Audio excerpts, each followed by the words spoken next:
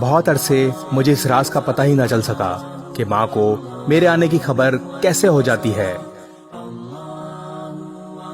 میں اسکول سے آتا تو دستک دینے سے پہلے دروازہ کھل جاتا، کالج سے آتا تو دروازے کے قریب پہنچتے ہی ماں کا خوشی سے دمکتا چہرہ نظر آ جاتا۔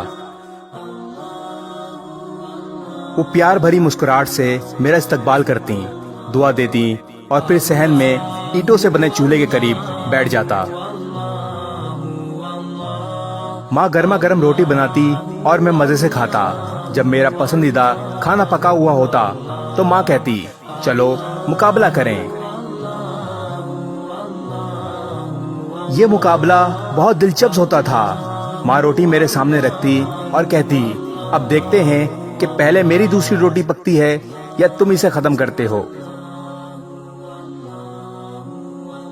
ماں کچھ اس طرح سے روٹی پکاتی، ادھر آخری نوالا میرے منہ میں جاتا اور ادھر تازہ اور گرما گرم روٹی توے سے اتر کر میری پلیٹ میں آ جاتی۔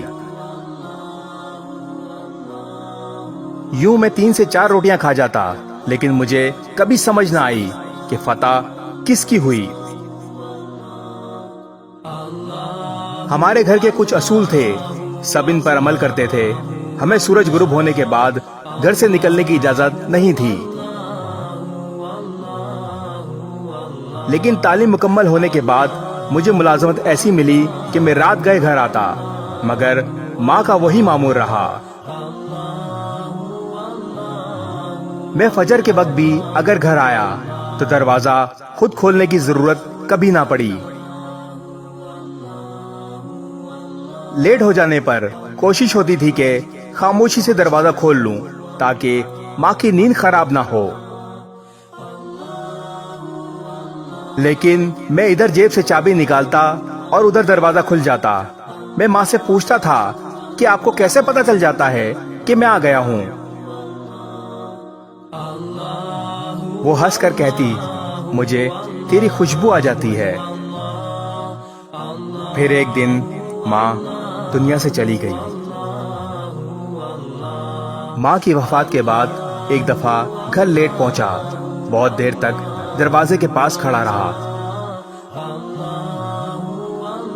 پھر ہمت کر کے آہستہ سے دروازہ کھٹکھٹایا۔ کچھ دیر انتظار کیا اور جواب نہ ملنے پر دوبارہ دستک دی۔ پھر گلی میں دروازے کے قریب اینٹوں سے بنی دہلیز پر بیٹھ گیا، سوچوں میں گم، نہ جانے میں کب تک دروازے کے ساتھ ٹیک لگائے بیٹھا رہا، اور پتہ نہیں میری آنکھ کب لگ گئی۔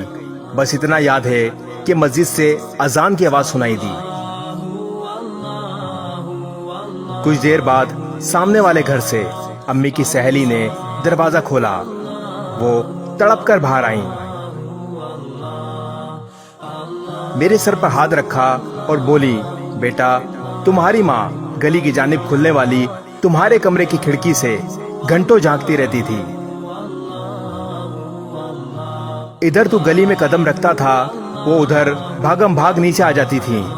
پھر انہوں نے آپ دیدہ نظروں سے کھڑکی کی طرف دیکھا اور بولی، بیٹا یہ کھڑکی اب کبھی نہیں کھلنے والی۔ کچھ عرصے بعد میں دوسرے شہر چلا گیا، جہاں میں 11 سال سے مقیم ہوں۔ سال میں 1-2 دفعہ اپنے گھر جاتا ہوں۔ میرے کمرے کی وہ کھڑکی اب بھی وہاں موجود ہے، لیکن ماں کا وہ مسکراہٹ بھرا چہرہ مجھے کبھی نظر نہیں آیا۔ ماں باپ کے سائے کی نہ قدری مت کر اے نادان، دھوپ بہت کاٹے گی جب شجر کٹ جائے گا۔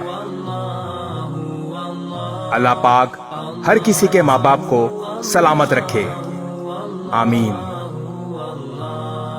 اس ویڈیو کو شیئر ضرور کریں، ہو سکتا ہے آپ کے ایک شیئر سے یہ بات کسی کے دل میں اتر جائے۔